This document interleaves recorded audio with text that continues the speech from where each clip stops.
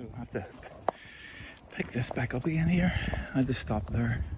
We finally found the road. There we go. Yeah. What is it to say? Stick to the road. stay off the moor. So ran into a few people, so Amber can be very reactive sometimes. Though she has improved since the early days. In the early days it was like going out with a loaded gun in the end of your lead. So anyhow, she seems to be enjoying herself here. And this is basically what she would do. For the first 15 minutes of the walk, she'll try to take you down until she calms down. Just like any toddler, really. So back to what I was saying. So the purpose of these things is purely for me. Instead of dandering along, going over all my thoughts, I thought, right, I'll just put them on the vlog, a video, YouTube video, and maybe put the world to rights, or have my opinions, because that's all they are, just opinions, whilst walking this mutt, this dog. So, as I said, this is really only the second time we've been here at Ards. I know what it's called, Ards Country Park, or White Spots or something. The lead mines is called. And it really is some place. Brilliant, absolutely brilliant. Now, I've driven past this place for God knows how many years, 30, 40 years. I hadn't a baldy notion it was here. Not a baldy notion. And look at this place, it's just great, it's vast. And for the likes of Amber here, this is like doggy heaven. Lots of smells and loads of furry things running around. She can chase. And she gets treats. Amber, come and get your treat. Here you go. Good girl. Now, a year and a half ago, that wouldn't have happened. So, it's amazing what time does. So, as I say, this place is really great. And they often talk about, just being out around green, apparently, or as the Scottish say, green. It does a lot for your mental health. I don't know, makes you feel better or mentally feel better. Once read somewhere that releases the fact that you're around green spaces and grass and plants and trees and what have you, some type of chemicals released into your body. It just makes you feel better. So I don't know, maybe there's something in it, maybe there isn't. I'm sure when it's lashing down and it's your mud's up to your ankles, not so pleasant. But today's nice. It's quite warm today as well. So a lot of these forests are still recovering from Storm Eowyn, or how you pronounce it, Eowyn. Goodness sake. So there's a muddy pool. You see something. I know what it is. Oh, some dude whistling. Yeah, there's a golf course that runs along here. See them all out in their funny hats and their... So we might just steer clear of that, because a white ball flying through the air or running down the fairway is just going to be fun games for her. She'd love that, and nobody is getting it off her if she gets it. So we might just do a 180 here and just turn around and go.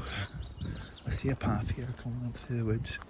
There's actually like a trail bike area, where yet to see any, but guys go along on their motorbikes, and yeah, there's golfers up there. I better steer clear of them.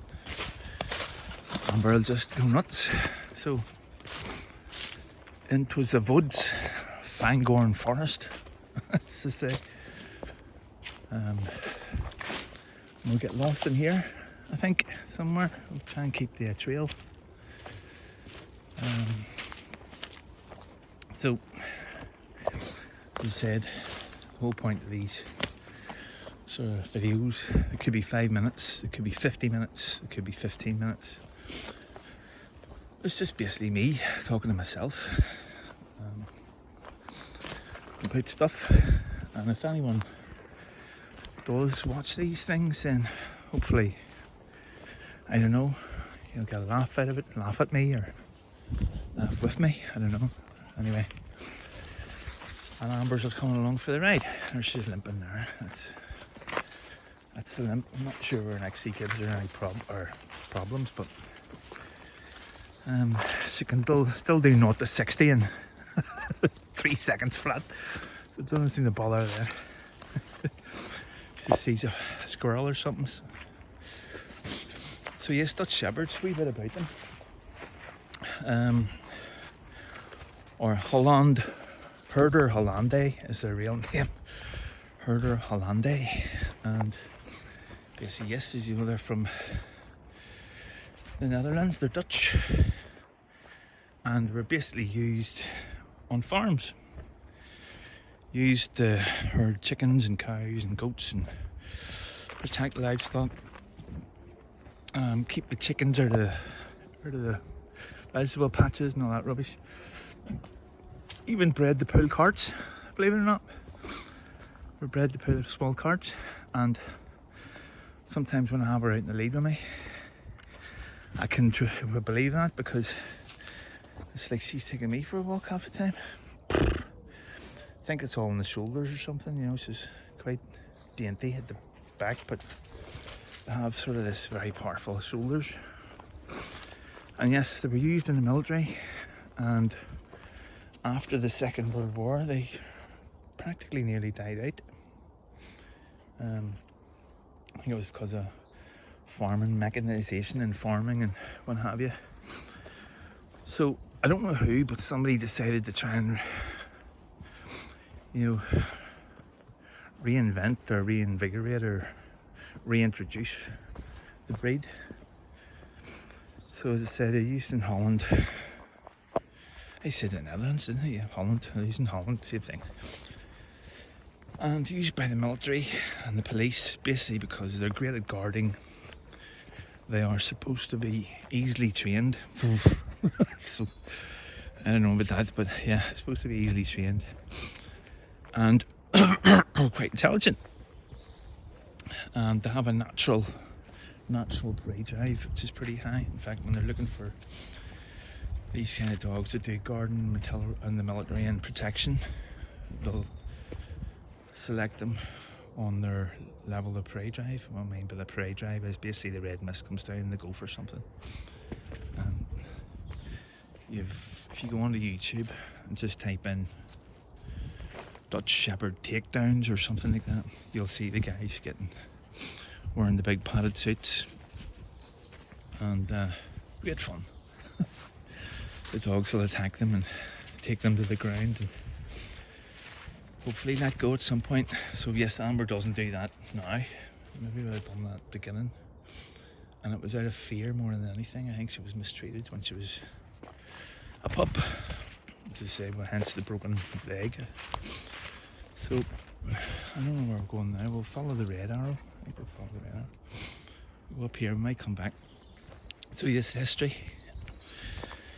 So yes, that's where they're at now. They are quite intensive in terms of care. Very physical, and they need a lot of walking. Usually 90 minutes every day. She gets out 3 times a day. And yes, that's to give her exercise and to get her out, but realistically it's to keep the energy levels down. No, that's what I try and do, because there's no off switch with these dogs. They just don't stop.